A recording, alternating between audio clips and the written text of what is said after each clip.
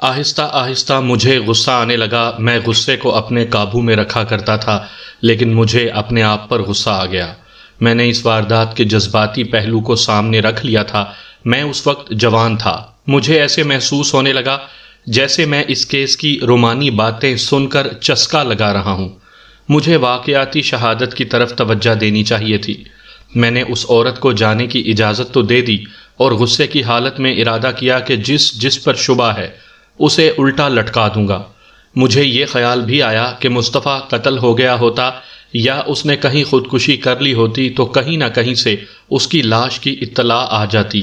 اگر قاتلوں نے اسے دفن کر دیا تھا تو پھر لاش کا کسی اور کے ذریعے ملنا ممکن نہیں تھا۔ میں نے ابو ذر کو جس ہیڈ کانسٹیبل کے حوالے کیا تھا وہ آیا، کہنے لگا کہ ابو ذر بولنے پر آمادہ ہو گیا ہے۔ میں جانتا تھا کہ ہیڈ کانسٹیبل نے ابو ذر کو بولنے پر کس طرح آمادہ کیا ہے۔ ابو ذر جب میرے دفتر کے دروازے میں داخل ہوا تو ایسے لگتا تھا جیسے 50 میل پیدل سفر کر کے آیا ہو۔ اس کے چہرے کا رنگ اڑا ہوا تھا۔ دروازے سے میری میز تک 4 یا 5 قدم کا فاصلہ تھا، جو اس نے اس طرح طے کیا جیسے میری میز تک زندہ نہیں پہنچے گا۔ میں نے اسے پانی پلایا اور کرسی پر بٹھا دیا۔ کہو، میں نے اسے کہا، کیا کہتے ہو؟ ملک صاحب، بڑا افسوس ہے، اس نے کہا، آپ نے بہت زیادتی کی ہے۔ بہت نہیں یار، میں نے کہا، یہ تو پوری دیگ میں سے ابھی تمہیں 2-3 چاول چکھائے ہیں، تم نے اسی کو بہت کہہ دیا ہے۔ تمہاری عزت تمہارے اپنے ہاتھ میں ہے۔ اگر اب بھی مجھے چکر دو گے تو پھر اسی دیگ کے پاس بٹھا دوں گا، تھوڑے اور چاول کھا لینا۔ مجھے صرف یہ بتا دو کہ تم کہاں چلے گئے تھے۔ اگر جرم کا اقبال کر لو گے تو فائدہ مجھ سے اٹھاؤ گے۔ میں نے کوئی جرم نہیں کیا جناب، اس نے کہا۔ میں آپ کو اس لیے نہیں بتا رہا تھا کہ میں کہاں گیا تھا کہ میں بڑی غلط جگہ چلا گیا تھا۔ میں شہر عیاشی کی خاطر گیا تھا، ایک ہوٹل میں ٹھہرا تھا، ایک طوائف پسند آ گئی تھی، میں 3 راتیں اس کے ہاں جاتا رہا۔ یہ بتاتے ہوئے تمہیں شرم کیوں آ رہی تھی؟ میں نے طنزیہ کہا، تم کہاں کے پیش امام ہو، سیدھا کہتے کہ میں یہاں بھی جھک مارتا رہا ہوں اور وہاں دوسری قسم کی جھک مارنے گیا تھا۔ اس نے سر جھکا لیا۔ میں نے تصدیق کروانی تھی۔ اکثر وارداتوں میں ملزم جائے وقوع سے غیر حاضری کو ثبوت کرنے کے لیے یہی کہتے ہیں کہ وہ فلاں جگہ طوائف بازی کے لیے چلے گئے تھے۔ میرے ساتھ پہلے یہ ہو چکا تھا۔ بعض پیشہ ور مجرم کسی طوائف کو پہلے ہی پیسے دے دیتے تھے کہ پولیس تفتیش کے لیے آئے تو وہ کہہ دے کہ یہ شخص شام سے صبح تک میرے کوٹھے پر رہا ہے۔ ابو ذر چونکہ کم عقل والا آدمی تھا، اس لیے اس نے یہ بھی کہہ دیا تھا کہ وہ ہوٹل میں رہا ہے۔ کوئی ہوٹل والا ایسا خطرہ اپنے سر نہیں لیتا کہ کسی مشتبہ شخص کے متعلق جھوٹ بول دے کہ وہ اس کے ہوٹل میں رہا ہے۔ میں نے اسی ہیڈ کانسٹیبل کو بلا کر کہا کہ وہ ابو ذر کے ساتھ بس یا ریل گاڑی سے اس شہر جائے اور متعلقہ ہوٹل اور طوائف سے اس کے بیان کی تصدیق کرے۔ میں نے شفیقہ کے باپ اور دونوں بھائیوں کو اکٹھے بلا لیا اور انہیں کہا کہ وہ سیدھی بات پر آ جائیں، ورنہ میں دوسرا طریقہ اختیار کروں گا۔ میں تم تینوں کو اکٹھا بٹھا دیتا ہوں، میں نے کہا، حالانکہ یہ طریقہ غلط ہے، مجتبوں کو اکٹھا نہیں بٹھایا جاتا۔ میں تمہیں آپس میں مشورہ کرنے کا ایک موقع دیتا ہوں۔ تینوں نے اکٹھے ہی بولنا شروع کر دیا۔ میں نے انہیں خاموش کرایا اور کہا کہ وہ باہر جا کر بیٹھیں اور سوچیں۔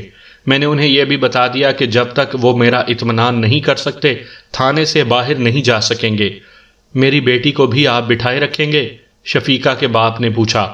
یہ تو مجھے یقین تھا کہ شفیقہ مصطفیٰ کو غائب کرنے میں شامل نہیں، اسے تو میں نے گواہ کے طور پر روکا ہوا تھا۔ ان لوگوں کے کچھ رشتہ دار بھی آئے ہوئے تھے۔ میں نے شفیقہ کو بلا کر کہا کہ وہ اپنے رشتہ داروں کے پاس چلی جائے اور جب وہ اپنے گاؤں جائیں تو ان کے ساتھ چلی جائے۔ میں نے دیکھ لیا تھا کہ یہ کیس لٹک گیا ہے، کیس کی نوعیت ہی ایسی تھی۔ دوسرے کیس بھی تھانے میں زیر تفتیش تھے۔ میں ادھر مصروف ہو گیا۔ اگلے روز شام کے وقت ہیڈ کانسٹیبل ابو ذر کو سیدھا میرے پاس لے آیا اور اپنی جیب سے 10 روپے کے 10 نوٹ نکال کر میرے آگے رکھ دیے۔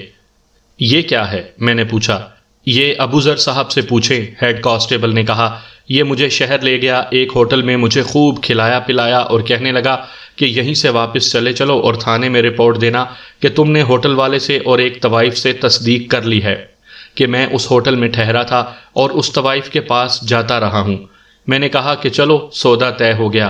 ایک بات تو میں آپ کو یہ بتاتا ہوں کہ اس وقت کا 100 روپیہ آج کل کے کئی ہزاروں روپے کے برابر تھا۔ دوسری بات یہ کہ اس وقت رشوت تو چلتی تھی، لیکن ایسے نہیں کہ اتنی سنگین واردات میں پولیس کو خرید لیا جاتا۔ ایک ہیڈ کانسٹیبل نے اتنی زیادہ رقم ٹھکرا دی تھی۔ میں نے ابوذر کو دیکھا، اس کا چہرہ لاش کی طرح سفید ہو گیا تھا۔ ملک صاحب، ہیڈ کانسٹیبل نے کہا، اس نے میرے ساتھ کل یہیں سودا طے کر لیا تھا، کل ہی بتا دیتے۔ بھولے ملک صاحب، ہیڈ کانسٹیبل نے کہا، میں کل ہی بتا دیتا تو یہ کہتا کہ یہ حوالدار جھوٹ بول رہا ہے، اس کے پاس پیسے بھی نہیں تھے۔ یہ کہتا تھا کہ پہلے شہر تک چلو تاکہ شک نہ ہو، پھر آ کر رپورٹ دو اور رقم مجھ سے لے لو۔ میں نے اسے بڑی مشکل سے منایا کہ رقم شہر سے واپسی پر راستے میں دے دینا۔ ہم تھانے سے نکلے تو یہ مجھے اپنے گھر لے گیا، وہاں سے یہ پیسے لایا جو اس نے مجھے دکھائے، اور ہم دونوں لاری سے شہر چلے گئے اور ہوٹل سے کھانا کھا پی کر واپس آ گئے۔ اسے حوالات میں بند کر دو، میں نے ہیڈ کانسٹیبل سے کہا۔ رات 2-2:30 بجے اس کی اسی طرح خاطر تواضع کرنا جس طرح اس نے ہوٹل میں لے جا کر تمہاری کی تھی۔ میں صبح تک اس شخص کو ہوش میں نہیں دیکھنا چاہتا۔ 10-10 کے نوٹ میری میز پر پڑے تھے۔ ابوذر نے سوچا کہ اس کا کام تو نہیں ہوا، پھر وہ اپنی رقم ضائع کیوں کرے۔ اس نے نوٹ اٹھانے کے لیے ہاتھ آگے کیا، میری چھڑی میز پر رکھی تھی۔ میں نے چھڑی اٹھا کر زور سے اس کے ہاتھ پر ماری، اس نے ہاتھ پیچھے کر لیا۔ میں نے ہیڈ کانسٹیبل سے کہا کہ یہ رقم اٹھا کر اپنی جیب میں ڈال لے۔ ہیڈ کانسٹیبل نے بڑی پھرتی سے نوٹ سمیٹے اور اپنی جیب میں ڈال لیے، اور میرے کہنے پر اس نے ابوذر کو حوالات میں لے جانے کے لیے بازو سے پکڑا۔ سامعین کرام، آپ سن رہے ہیں انسپیکٹر احمد یار خان مرحوم کی تفتیشی کہانیوں کے سلسلے میں ایک اردو کہانی جب پیار نے کروٹ بدلی۔ یہ اس سلسلے کی آخری اور قسط نمبر 6 ہے۔ مجھے امید ہے آپ کو میری یہ کاوش پسند آئی ہوگی۔ آپ نے اگر ابھی تک میرا چینل کہانی گھر سبسکرائب نہیں کیا تو ابھی میرے چینل کو سبسکرائب کر کے بیل نوٹیفیکیشن آن کر لیجئے تاکہ آنے والی ہر نئی کہانی کی اطلاع بر وقت آپ تک پہنچ سکے۔ ابوذر وہیں جم کر کھڑا ہو گیا اور منتیں کرنے لگا کہ اسے حوالات میں بند نہ کیا جائے۔ میں اٹھا اور اس کے قریب جا کر اس کے منہ پر بڑی زور سے تھپڑ مارا۔ وہ دیوار کے ساتھ جا لگا۔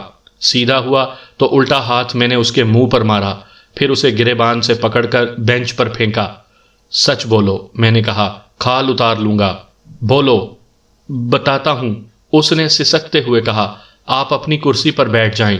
وہ مجھے اس لیے بٹھانا چاہتا تھا کہ میں اسے مزید تھپڑ نہ ماروں۔ مجھے اب یہ توقع تھی کہ یہ بتائے گا کہ مصطفیٰ کو اس نے کس طرح اغوا کیا ہے اور قتل کر کے اسے کہاں پھینکا ہے، لیکن اس نے ایک اور ہی کہانی سنا دی اور ایک اور گاؤں کا نام لے کر کہا کہ وہ وہاں گیا تھا۔ دراصل میں اس بات پر پردہ ڈالنا چاہتا تھا، اس نے کہا، کیونکہ یہ بھی ایک جرم تھا اور میں ڈرتا تھا کہ آپ مجھے اس جرم میں پکڑ نہ لیں۔ میرے ایک دوست نے جو ساتھ والے گاؤں میں رہتا ہے ایک جوان عورت کو اغوا کیا تھا۔ دراصل اغوا نہیں کیا تھا، وہ عورت اس کے ساتھ خود جانا چاہتی تھی، وہ اپنے خاوند کے ساتھ خوش نہیں تھی۔ تمہاری طرح بدماش ہوگی، میں نے کہا۔ ہاں حضور، اس کے منہ سے جیسے بے اختیار نکل گیا۔ وہ شریف عورت نہیں، ایک خاوند کے ساتھ وہ خوش رہ ہی نہیں سکتی۔ اس کا یارانہ میرے دوست کے ساتھ تھا، وہ اسے ساتھ لے گیا اور ایک اور گاؤں میں لے جا کر اپنے ایک دوست کے گھر رکھا۔ یہ آدمی جو عورت کو لے گیا تھا میرے پاس آیا اور اس نے شکایت کی کہ وہ اس عورت کو لینے گیا تو اس کے دوست نے اسے اپنے گھر میں بھی داخل نہ ہونے دیا اور کہا کہ اس کے پاس کوئی عورت نہیں۔ میرا دوست مجھے اپنے ساتھ لے گیا کہ چل کر تصفیہ کراؤ اور عورت مجھے واپس دلا دو۔ اس آدمی کو میں بھی جانتا تھا، میں اپنے دوست کے ساتھ چلا گیا۔ 3 دن وہیں لگ گئے۔ دراصل اس عورت کو وہ آدمی زیادہ اچھا لگا تھا جس کے پاس اسے میرا دوست چھوڑ آیا تھا۔ عورت نے میرے دوست کے ساتھ آنے سے انکار کر دیا۔ میرے دوست نے یہ جھگڑا کھڑا کر دیا کہ وہ آدمی اس عورت کی قیمت دے دے۔ ابوذر، میں نے اسے کہا، تم بھی یہی کام شروع کر دو۔ کون سا جناب؟ اس نے پوچھا۔ عورتوں کی دلالی، میں نے کہا۔ عیش موج بھی کرو اور پیسہ بھی کماؤ۔ چلو مان لیا تم اس عورت کی دلالی کے لیے گئے تھے، میں یہ پوچھ رہا ہوں کہ تمہاری ماں کا خصم مصطفیٰ کہاں ہے؟ یہ تو میں تصدیق کراؤں گا ہی کہ تم اس عورت کے چکر میں وہاں گئے تھے۔ میں آپ کو کس طرح یقین دلاؤں ملک صاحب؟ اس نے روتی ہوئی آواز میں کہا۔ میں نے یہ سچ بتا دیا ہے کہ میں کہاں چلا گیا تھا۔ یہ تو مجھے کل پرسوں پتہ چلا ہے کہ مصطفیٰ لاپتہ ہو گیا۔ میرا خیال ہے، میں نے کہا، کہ 1.5-2 گھنٹے بعد تم یہ بھی بتا دو گے کہ لڑکا کہاں ہے۔ ہیڈ کانسٹیبل پاس ہی کھڑا تھا۔ میں نے اسے کہا کہ اسے حوالات میں بند کر دے۔ ابو ذر نے واویلا برپا کر دیا۔ اس کا واویلا حوالات کے اندر جا کر ختم ہوا۔ میں نے 2 دن اور پوچھ گچھ میں گزار دیے، تھانے کے دوسرے کام بھی کرتا رہا۔ اگلے روز دلی کے ایک تھانے کی چٹھی آ گئی جو وہاں کے اور میرے ہیڈ کوارٹر سے ہوتی ہوئی مجھ تک پہنچی تھی۔ تھانوں میں ایسی چٹھیاں آتی رہتی ہیں، کہیں کا ملزم کہیں پکڑا جاتا ہے اور چٹھیاں آنے جانے لگتی ہیں۔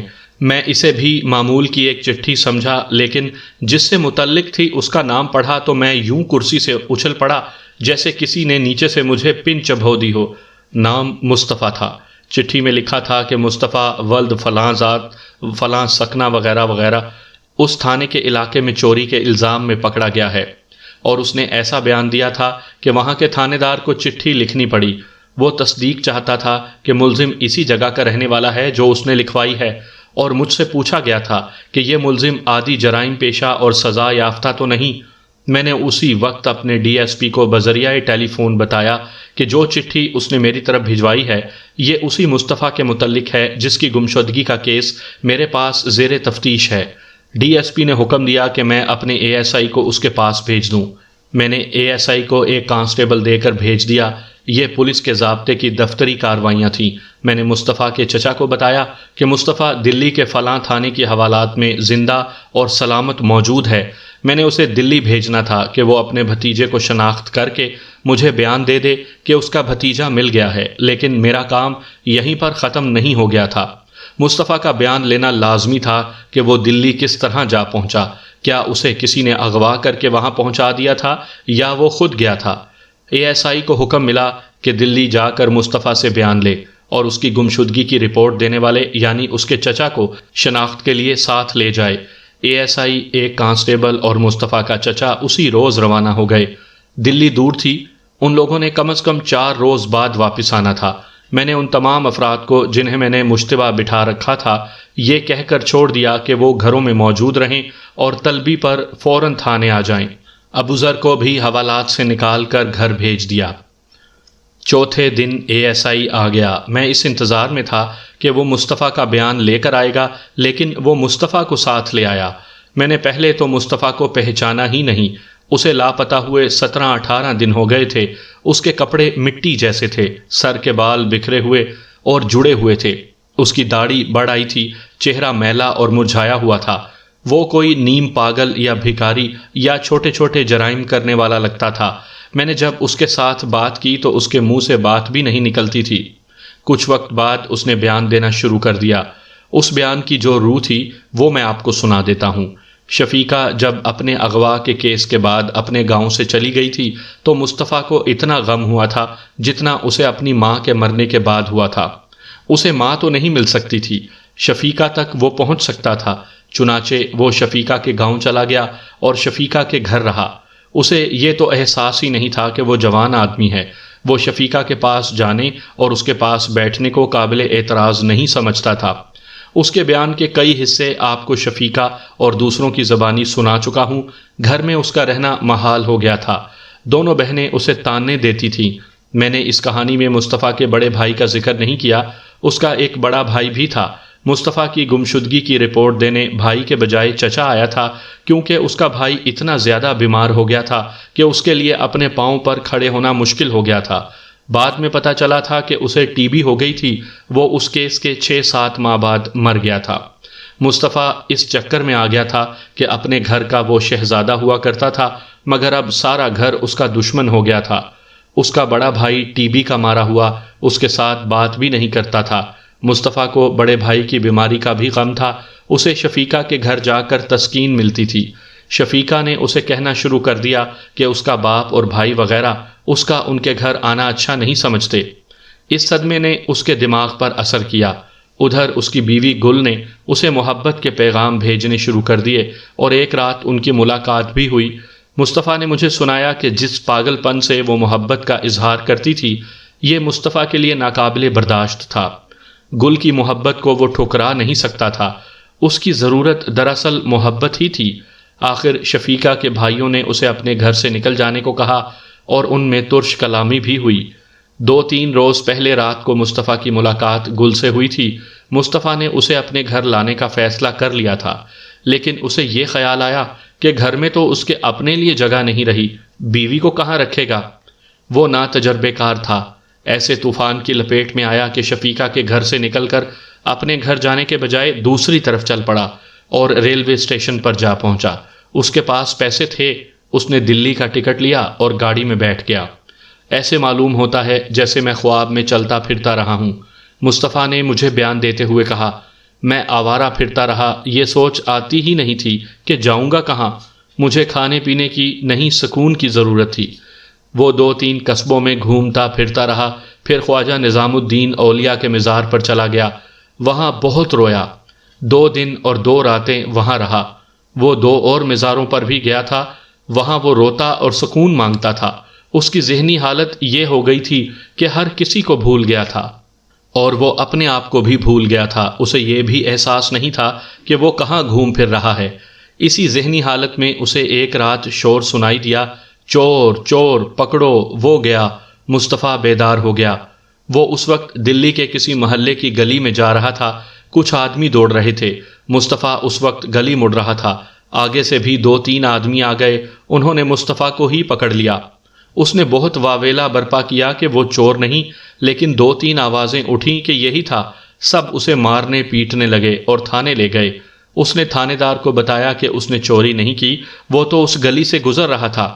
تھانے دار نے اس سے پوچھا کہ وہ کہاں رہتا ہے۔ اس نے اپنے شہر کا نام بتایا کہ وہ گھر سے کیوں بھاگ آیا ہے، مگر اسے حوالات میں بند کر دیا گیا۔